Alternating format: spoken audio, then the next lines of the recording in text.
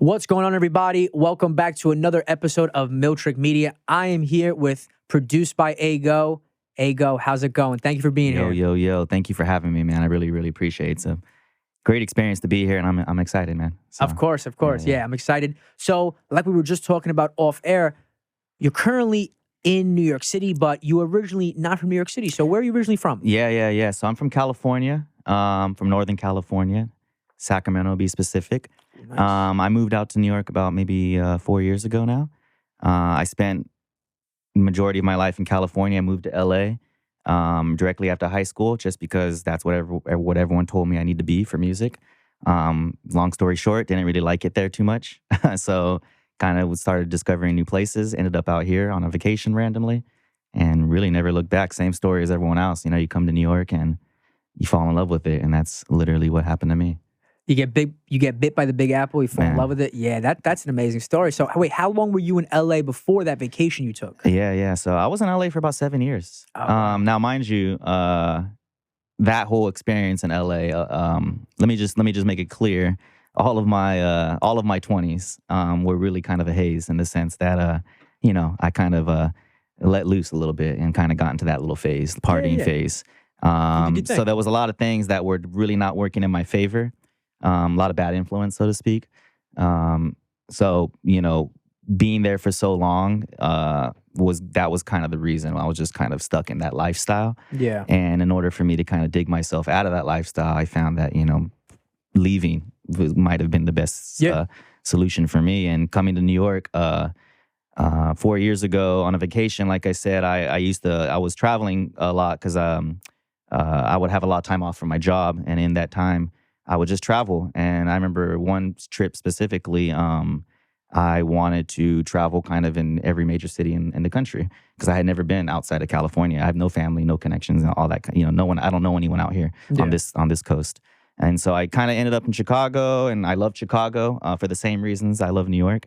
And then ended up going to like Miami. I did like Denver. I did all these like little cities, and then my final destination in that 2-week trip was New York. And I spent 3 days here. And I mean, again, same story as everyone, but the moment I came here, I was like, damn, this is where I need to be. This is it. Yeah. This was it. I mean, there was no hesitation. Yeah. I mean, the moment I came back from that trip, I was already telling people I'm moving to New York.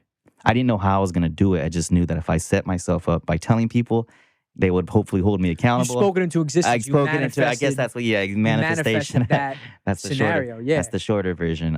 Those are cities I've always wanted to visit as well. I've been to Los Angeles twice, but I went out to NAMM in 2018, 2019 with my school. So we went to Anaheim. We flew into LAX, but I didn't get to really explore Los Angeles. But I want to go back there ASAP. And that's the thing. The best. I mean, anyone from LA knows this already, but for anyone who doesn't, not familiar with LA, it is really just a collection of neighborhoods. That's the best way to put it. It is not. Yeah. It is not a city experience by any means. There are neighborhoods that are very city-like, especially like the west side of LA, the trendy parts. But just know that when you're going to LA, it's a collection of neighborhoods, and going from Anaheim to Beverly Hills, we're talking like a 2.5-hour trip. And, it's like they're far. And, most people, when they think LA, they think Hollywood and kind of that's. So, for me, it wasn't for me. I'm a city guy. I've always been a city person. Yeah. Even growing up, we would go to San Francisco. A lot of my family's in the Bay Area. And anyone who lives in California, that's the closest thing we have to an East Coast city is San Francisco. And because it's very closed in and public transportation. That's Northern California. Northern California. But there is no other place like New York, but that would be the closest. Even like Denver, even like Chicago. I've always wanted to go to Chicago. I've always wanted to go to Denver. I want to go to so many cities because the United States is so vast. Hell yeah. I'd love to do a road trip. I had this idea, if I could, either I'd start in Seattle or I would love to start in Vancouver, but because it's technically Canada. So that's actually where I started, Seattle, yeah. I would love to like go up to Vancouver, fly out there, then somehow drive all the way down, do a road trip to San Diego. I would love to go to San Diego too. I feel like that's a long road. That's a road trip. That'd be a long trip. We're talking probably a day or two. Probably a few, but I don't know. That's always been on the bucket list. Yeah. To see what would happen. So let's get into your music production career. So how long have you been producing music, and what made you want to start producing music? Ooh, okay. Producing music, right? We're just talking about producing music. Yeah. Well, I'll give you the short answer. I started making beats when I'm 33 right now. I started making beats in 99. I only remember this because it was the year the Y2K thing going on. Yeah, It's the only reason I remember all this. So that was in 1999, going on 2000. Long story short, I grew up in a musical family. Everyone in my family, hardcore listeners. My dad played instruments. Brother, the music was just constant in my household, and so that first and foremost is kind of where everything started. Yeah. But as far as producing, my brother was a rapper in high school. He's 3 years older than me. Everyone in my neighborhood was rapping, skating. It was like one or the other. And as you know, skate culture is kind of embedded in hip hop culture now. Yeah. It wasn't so much back then, but now it's pretty much, they're both kind of similar. When my brother was rapping, my sister ended up buying my, this is real old school, but my sister ended up buying my brother a program to make beats. And it was called Magic's Music Maker. I don't even know if they still make it. I think they still make it. They're like on version like 10 or something. But basically, it's like a loop thing. It's like you just move loops around. And it was like version 1. It was like the very first version that came out. And this was in the year 2000. My sister had bought that program for my brother because she knew that he was into music and rapping. And he just never used it. And I guess a few months later, I kind of picked up on it because I had already been playing instruments in school. And then that's kind of where it started. I started making beats through that program. And then to answer your question directly about producing, that happened pretty shortly after because, again, I was very fortunate to grow up in an amazing neighborhood where everyone was like my age and we all either did music or skateboarding. And there was a bunch of other rappers in my neighborhood, and that's really how it started. I would invite them over before school because I didn't want my parents to know. So we'd wait until my parents left to work. And then before school, we had from 8 to 9 a.m., we would have this little window where we can record. And that was my first experience like producing. Mind you, I was still learning how to just do everything, but that's my earliest memories of actually making like songs. And it sounds like you had that really cool creative community, the musical community, not only from your family, but even the neighborhood you grew up in to kind of kickstart that career, those aspirations. 100%. So even with beat making, so what DAW do you use now? And why do you like using that DAW? Oh, okay. Well, I started off using Fruity Loops. So that pretty much shows my age, I think, because that was, I think they call it FL Studio now. But that was what I was first using back in 2002. I was using that for at least 10 years. I started using Logic, which is what I primarily use now. And I've been using Logic ever since maybe 2010. Yeah, Logic is my primary DAW now too. I use both Pro Tools and Logic, but of course, yeah. I'm currently using Logic more exclusively. Yeah, it's like, I'll be honest, I didn't like Logic for a very long time. Anyone who uses FL Studio knows like why it's so good. And it really comes down to the sequencer. But people that are stuck on FL, it's hard to leave because that sequencer is just something magic. FL does have a great sequencer. And it doesn't matter which DAW you use, it's how you use it. 100%. There is no right or wrong answer. 100%. It just comes down to what you may like and preference. But you can make any DAW work to your advantage. Oh, that's facts. But for me, where it started was, again, sequencer, FL, making beats, drums, all that, amazing on FL. Where I really just didn't like was number one, visually, I just don't like the way it looks. It looks like a kid's program. No offense to the FL users, but I just didn't like it the way it looked visually, and that's probably just, me being, I don't know. Like, that's not even something you should care about, but I cared about it. I like how Logic looks visually. That's what exactly. That's what kind of got, and I started with GarageBand. Oh, yeah, so I started with easy transition. So it was like, you know what? And I learned all about Pro Tools in school. I got Pro Tools certified. But Logic, I also love Logic software instruments. Just the amount of content it comes with is insane. I tell people this all the time. And for $200, like, wow. I tell people this all the time. Like, if I was just getting started again, like nothing, all you need is Logic. Yeah. I still use Alchemy and the built-in instruments on Logic. They're amazing. They sound great. I use EXS24 when I input samples, beats, stuff like that. Yeah. I love EXS24. And then they changed the sampler, which kind of annoyed me. I don't know, some big update happened last year. Yeah, with the new Logic, yeah. It's kind of a love-hate. I used the ESX24. I don't know. I think maybe they changed the look of it or something. The sampler might have changed, or I don't know. That was I was used to using a certain. I don't even know. Do they have ESX24 now? I used to use. I had a 2015 MacBook Pro, so I was using Logic from 2018. But then when I got my new MacBook, now I have the newer version of Logic, and it changed it up. I think it's just straight sampler now. I think it's called sampler. They did. Yeah, it's sick. Like the new tools they have now, it is sick. It's powerful. But sometimes you know what you know. You could use the older, you could use the newer. Yeah, they changed it to something. I forgot though. Now, it's slipping right now from my mind. I think it's called sampler. Anyways, I used to use ESX24, then they got rid of it. Now they have this drum machine sampler, which I'm actually really like. But anyways, long story short, yeah, I fell in love with Logic pretty early, mainly visually. Yeah. But again, where I really didn't like FL was in the mixing process and recording. Like I said, I was recording people in my neighborhood, and you can record in FL and you can do everything in there, but it's just visually, it's just nothing compared to because Pro Tools is like the most for mixing and mastering, like the most aesthetically pleasing. Yeah. But also for mixing and recording, it's the best.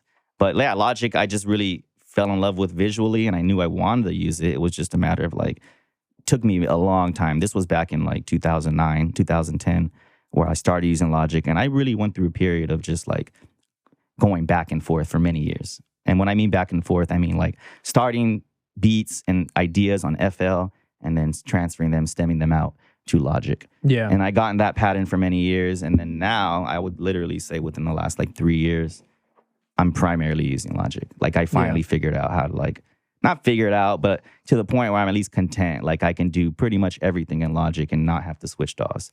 Yeah. But so right now, Logic, of course, Pro Tools is definitely something I dabble around with. I have it at home, but I'll be honest, I don't use it too much.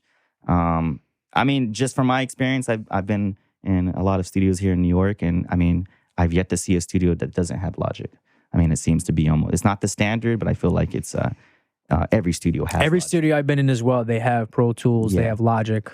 And so no one, I mean, again, my experience, I've used Logic in numerous studios now, and I don't know, I feel like maybe 10 years ago, you would maybe get a weird look if you were to ask for Logic. Yeah. But I feel like right now it's right up there with Pro Tools. But now studios have so many different tools. Yeah, they have multiple DAWs, which is great. So even with you with beat making, what advice do you have to new beat makers in terms of getting started? Let's say they get frustrated with trying to find their own sound. Mm-hmm. They're trying to do too much.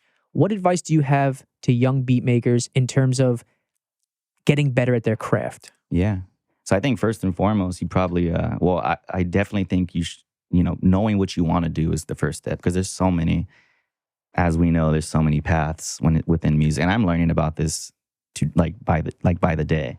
But it's not just about of course we all want to be producers. I get it. It's a cool title to have and it's fun, but there's so many different lanes. I mean, podcasting, that's an audio, that's still within the audio umbrella. But even engineering, mixing, recording, it's, I think first and foremost, just, if you want to do beat making, that's great. But then also figure out what you want to do specifically within beat making. Do you want to just be a beat maker? For me, I knew very early on, I mean, from day one, I knew that I wanted to be a producer. And that was just because of my influences, the people that I looked up to and listened to. I'm like, okay, that's what they're doing. They're producing. That's what I want to do. But just know, there's a lot of different avenues you can go. You can totally just be a beat maker, and I don't think there's anything wrong with that. I don't say that in a bad way. But just know that there's a difference between, being a beat maker and being a producer. I feel like being a producer, and you have to take all those skills you learned from beat making, but then add on a bunch of more. Because now at this point, you're managing people, you're managing sessions, and with people come emotions. And it's I don't know, I feel like 50% of what I do is relationship-based.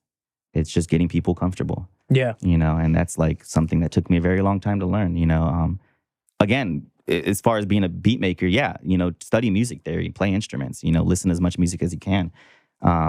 But I think ultimately you're going to find your sound if you continue to pick at it. I mean, that's inevitable. If you keep picking at it, your influences will slowly shape your sound. Yeah. And and that brings me to my next question. What is the difference between a beat maker and a producer? Sure. Yeah. I mean, I think there are probably going to be a lot of different answers to this question depending on who you ask. Obviously, you can be a producer and a beat maker. You can be a beat maker and not a producer, or you can be a producer but not a beat maker, right? Because we see this, and I don't know if this is I think this is more of a recent trend, in the last 20 years. But you look at people like P. Diddy or DJ Khaled, and they're producers, right? But we all know, at least us within the music community, that a lot of times they're not actually making it. They hire other people. They hire beat makers, or they have a team. And I don't think, I think that is still a producer, but they're executive producing the project. Executive producer, yeah, exactly. And that's I think kind of the issue I have with that term producer is it's thrown around so loosely. And it's like executive producer, beat maker. It's the way I look at it is the producer is the one who manages the song and gets the song off the ground. That's really how I look at it. It doesn't even necessarily that means the producer is the one pressing the buttons. Doesn't necessarily mean the producer is the one making the music. But again, these all can, for me specifically, I do everything. I'm hands-on with everything. I do all the music in front of the artist. I do all my mixing. I'm the one pressing record. So I'm kind of an engineer in that sense. And then I'm also managing artists' emotions and just getting them comfortable. Yeah, I work with the majority females, so it's kind of like a different landscape in that aspect. Like, you gotta, like, with nothing, I mean, not that females are that much different, but emotions are definitely different. And it's like you kind of have to approach things a little bit differently. And just being comfortable, I think, is the number one thing that I think is most important. But ultimately, producer, I think, is the one that's kind of, it's almost like a movie director. It's the one that, the one that's kind of managing everything. As far as how they do that, I think that's dependent on the person you ask. Yeah. And like you were even saying, when it comes to the creative process, when it comes to the production process with records, you said you like to be hands-on.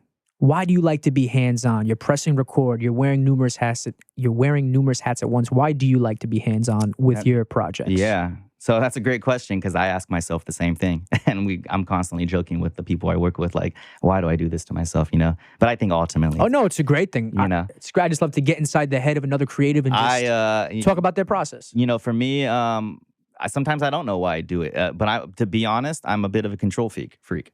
And so, not in a bad way, but I'm very obsessive with the things that I do, and I want to sound a certain way. And I've just had so many, just here in New York, I've had so many bad experiences with engineers because I went through this whole phase of like 2-3.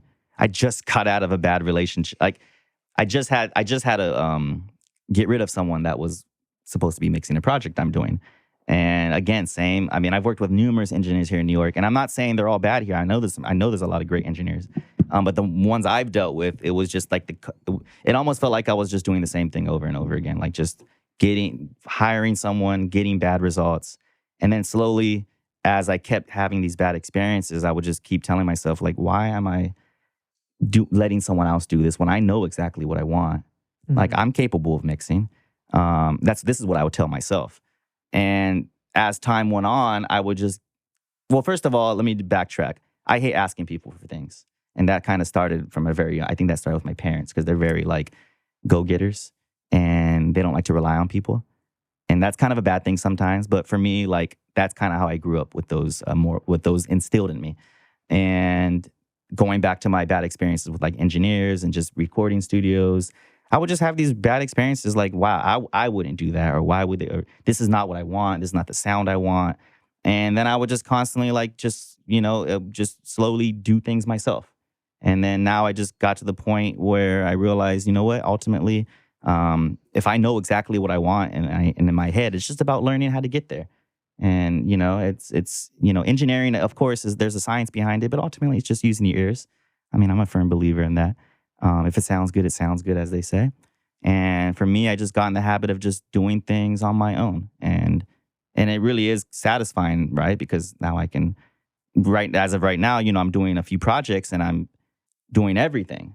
And it is like very, it can be frustrating because you have no one to fall back on. But that's also what I love about it, is that I have no one to fall back on except myself. So if there is any issues, at least I know I'm to blame. Yeah. And ultimately, as time has went on, and I've worked with more and more artists here in the city and throughout, there's a key word that I constantly hear in a lot of my sessions and people I work with, and that's trust. And I really, really value that word because, as more and more, and it's everyone I've worked with, but, the first time you're hearing it, it's like, okay, great, you trust me. And you hear it again, and then you hear it again. And then, when you hear the same thing over and over again, it's like there's a part, at least for me, you start to believe, like, well, you know what, maybe I am capable of, like, doing everything, mixing, and, because if the artist says it sounds great and they trust me, and then the next artist comes around and I work with them and then they trust me again, and it's like, well, why am I not doing this on my own? And that's a great point you brought up that's a great point you brought up, especially when it comes to the music creation process, when you're working with producers and other music artists. It could be really important if you have that rapport build up when it comes to projects moving forward that could evolve the songwriting process, the production process, and it could just create an even better finished song. If you have that chemistry, that camaraderie over time, it could just make the music even better. Once you develop that great working relationship, would you agree? 100%. And I think that's, I am nowhere near where I want to be. As far as anyone who's listening, chances are you probably don't know who I am, and that's okay. But the one thing that I'm learning that's most important in this industry is relationships and the foundation that those relationships are set on. If you don't have, if I don't trust the artist I'm working with and the artist doesn't trust me, for me personally, I don't want to deal with it. I don't like, that's where everything starts for me is trust.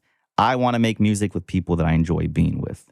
It is a business, but I need to have fun doing what I love to do. And I've been having fun doing what I love to do. So there's no point in me changing this and changing my whole, outlook and working with someone just because of this or just because of a payout, maybe. Like, no, not to say I want to be buddies with everyone I work with. That's not the case. But I want to have that mutual respect. And that is definitely something that I fight for and that I absolutely really pride myself in, is having that mutual respect. Because with that trust and the respect, everything just becomes easier. Yeah. Everything.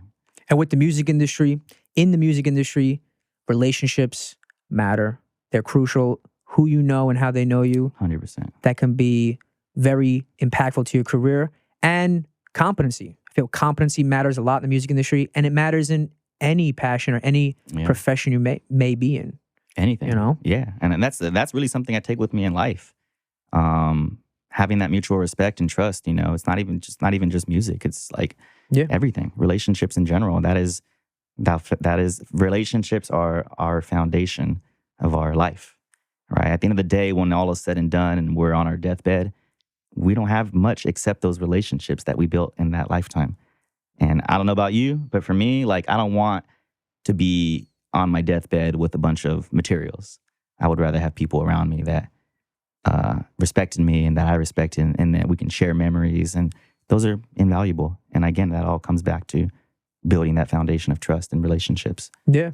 And when it comes to solidifying and gaining new clients as a music producer, how do you gain new clients as a music producer? Yeah. So, obviously, as producers, we're always changing things and trying new things out, right? There's no set formula. As far as I can tell you what worked for me, is really, when I started, let me kind of backtrack. When I came to New York, a few years ago, my goal was to just meet people because I didn't know anybody here. So I was like, all right, let me just meet people first, and then I can show them what I can do and all that. I'm sorry, what was the question again? As a music producer, how do you... Oh, that's right, gain new clients? Yes. So basically, when I first came to New York, Instagram. I think Instagram's a great tool. I think social media in general is a great tool. I am not on TikTok. Everyone tells me I need to be, and I know that. You got to make a TikTok. I'm working on that. Trust me, I know. It's like everyone's on there. I get it. But for me personally, Instagram was great. Now, mind you, when I came to New York, I already had music. I think that's, you definitely want to have something to show for yourself, because you cannot just approach people and say, hey, you want to collab? People do it to me all the time, and I get DMs all the time, like, want to collab. And the first thing I'll do is go on their profile, and I don't see any music. And I'm like, if that's your first impression, you just ultimately, if you're going to go and reach out to people, at least have something to show. First impressions matter. Absolutely. And I think that's really what worked for me. It was going to Instagram, and I would just DM artists. That's really how I did it. I wish I had like a cooler story. But at that point, your Instagram was like a portfolio. At that point, so when you were DMing artists to try and work with new music artists, your profile had a lot of your work, a lot of your production work. So it was already 100%. Basically set up as a working portfolio. And that's how I look at it. That's very useful. I look at my Instagram like a resume. And 100%. Instagram can be a resume. Yeah, absolutely. And again, I'll just flip it in reverse when people ask me to collab or they want to work. And, I give most people benefit of the doubt. And not to say I check everyone out, but most people I check out. At least I'm just curious. And the first thing I look at is their page, just because, whether you know it or not, we tell so much about ourselves on Instagram. You can find out about anybody. You can find out about a person just by looking at their Instagram. You can at least find out an idea of what they like, what kind of person they are. And that's the first thing I look for is like music. Well, what do you actually have that's like I can listen to? And from my experience, the majority would not have anything. They would reach out to me because that's how they wanted to get started. But it's like, you know, you have to realize that it's, you know, this industry is not necessarily fair. That, you know, if I can work with Beyonce, you know, I would love to. But I'm not even going to be able to approach her. Like, I have to get through someone to get to someone to get to someone. You have to work your way up, is my point. There are levels to this, as Meek Mill says. And I understand that, I personally am nowhere near where I want to be. But I think that's where it starts. Is like, well, number one, having a willingness, but then also having something to show for it. And then from there, it's just about connecting with people that are going to be, that are similar sound to you, or someone that you feel like can benefit. But for me, Instagram was great during COVID. That was a great tool for me. But I'll be honest, as of right now, like in present time, I don't do any of that anymore, because right now I'm kind of just, I have enough artists that I'm close to now that it's literally just building on itself now. And what I mean by that is, like, say I'll work with an artist and now they just tell their friends. It's almost just like word of mouth. That word of mouth can be so crucial. Absolutely. And can do so much more to your career in a positive way. And so I'm very, very thankful, because the people that I do work with, I separate the people I work with into two categories. And those are clients, paid projects, right? And then I separate it into passion projects. People that I just want to work with. And the majority of people that I work with are clients, but I also have people that I just want to work with. Like, I don't care how much I'm paid. I just want to be a part of their vision. Their journey. Alessandra being one. I saw that you interviewed her brother, which was Young Dut. Shout out Young Dut. That was, I saw that on your Instagram. Episode 17. Yeah. So I believe episode 17. Young Dut. I'm working with his sister, Alessandra, who's an amazing artist. Nice. But we're doing a whole project. We're actually wrapping it up. It's actually done. But right now I'm at a point where, like, I'm thankful and lucky enough to work with artists who are already doing their thing. And I literally just meet people through them. And that's how it's been the last year. I haven't even, if anything, I'm like declining people on Instagram, because I'm like, no, I'm happy with who I'm working with. You know, like, I don't want to take on too many projects. So right now it's just gotten to the point where the circle that I have right now, I'm just able to meet people within them. And I'm happy about that. But if I ever, wanted to get back into it and meet someone new, I think Instagram is a great tool, or any social media for that matter. Instagram is a great tool, and social media in general. Way to meet people. I've said it numerous times in the past. In this day and age, it feels like social media, Instagram, has become a new A&R tool. 100%. And I mean, look, 20 years ago, it was impossible to directly message someone that you like, that's actually a mainstream artist. Not to say they're going to respond, but you'd be surprised how many people are actually like reachable, because everyone's on Instagram, everyone's on social media. I mean, and how social media connects people. A great example was an open verse TikTok challenge. I saw that hip hop artist Russ did. He invited other artists to send in an open verse challenge for a couple of his songs. One of them was Remember, and most recently was the song he put out, Handsomer, as San Diego rapper Caitlyn did an open verse. It blew up and went viral. It caught his attention. They released the remix together, and then that song hit the top 40 on the Billboard Hot 100, all from TikTok and social media. That's insane. Social media is the new record label almost. It's like everything is generating from those. There's been other instances where social media has put artists together with other artists, and what was created from that meeting digitally was astounding. Yeah. Just absolutely amazing. That wasn't maybe possible 20 years ago. Yeah. But yeah, I think going back to what you said, first impression is big. And, you'd be surprised just reaching out to people directly and just, try to get your words right and try to, be as professional as possible. But, you definitely don't want to just be like, want to collab. I think if you want to separate yourself, you definitely, well, here's how I did. I'll tell you, I'll give you a gem that I think is a great way to meet someone that you want to work with. When I reached out to, excuse me, well, there's a few people I've done this with, but most recently, I'll say Alessandra. I really wanted to work with her. She has an amazing voice. And I was like, well, hold on. Let me actually make her something. Let me make her a beat. This was before I even met her. And I've done this with other people too, where I'll literally make something for them, like at least with them in my mind. And then I'll DM them. First message.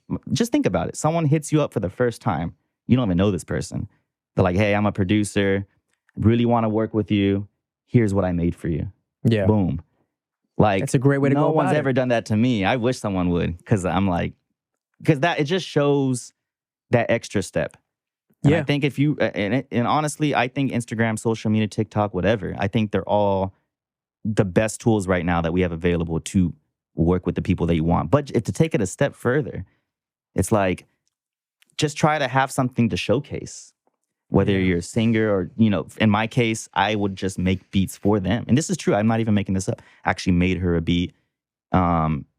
She loved it. And then, it was just like, it's like that extra, it's just like that extra thought that goes into it. It's, as opposed to just, look, it takes 2 seconds to just DM, hey, well, let's work. That extra thought could go a long way. But that extra thought, I think, is what really separates. Because when building a career in the music industry, like we said, there's levels to it. But when building a career in the music industry, you got to show up every day. You have to be resilient. You have to be passionate and enthusiastic above all else. And you have to outwork everyone. Networking and, of course, being involved in the community matters. But you just have to work as hard as you can and just show up every day and just keep going at it. Yeah, consistency. That's so important. Consistency is key. Yeah. And really, I think, there's, like I said, just being professional, whether it's social media or not.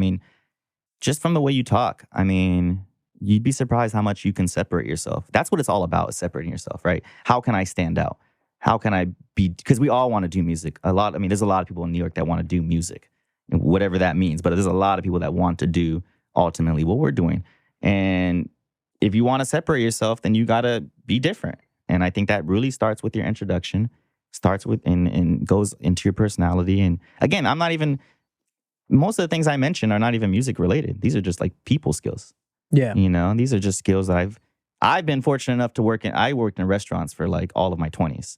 And I would say the majority of my people skills came from restaurants. Yeah. Knowing how to talk to people, knowing how to communicate, knowing how to make people feel comfortable. Music comes after now. Yeah. I'll be honest. This is coming from someone who's done music for enough time to where I actually feel confident in what I'm doing. Yeah. I wouldn't, just starting off, and this might be a little more difficult. But when you actually get to a point where you're comfortable with your sound, then at that point, you can just start, now you can actually showcase your personality. And I think that's what's worked for me. And that's a great point. Finding a way to separate yourself. Yeah. But last but not least, Ego, what major projects do you have in the works right now? What is next for you throughout 2022? What can you share with us? Yeah, man, I'm excited. I haven't really, I have done a lot of songs this year already, but just on the back burner. So I have a big project. The biggest project right now is with Alessandra. Everything's on my Instagram, by the way, produced by Ego. I have links to everything on my bio. I have a whole playlist of songs that I produced. Yeah, that looks sick. I did 22 songs just last year. But this year, I have 3 projects literally like being wrapped up right now. Mm-hmm. I have a 6-track project with Alessandra. I'm producing an entire EP. That is going to be out at the end of the month. By the way, she has a show on May 25th, The Cutting Room, Manhattan. So definitely, I'm definitely be posting more about that.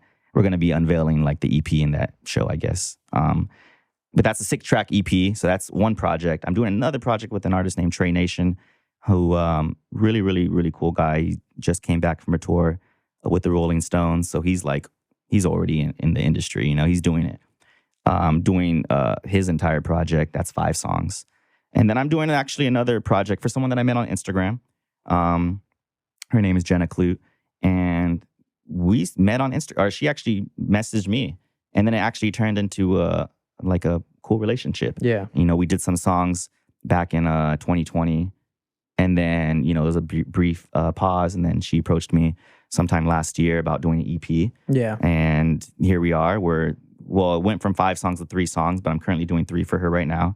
So just between those 3 projects, I don't know if my math is right. It's like 14 songs, 15 songs. And those will all be out within the next 3 months. That's amazing. That's really exciting. And then on top of that, I just decided that I'm going to, again, going back to, I don't know why I do this to myself, but I'm doing it. I'm coming out with a solo project, so I'm working on that right now, which makes sense as a producer. I have so many great artists that I'm like respect a lot and that I've had the opportunity to work with.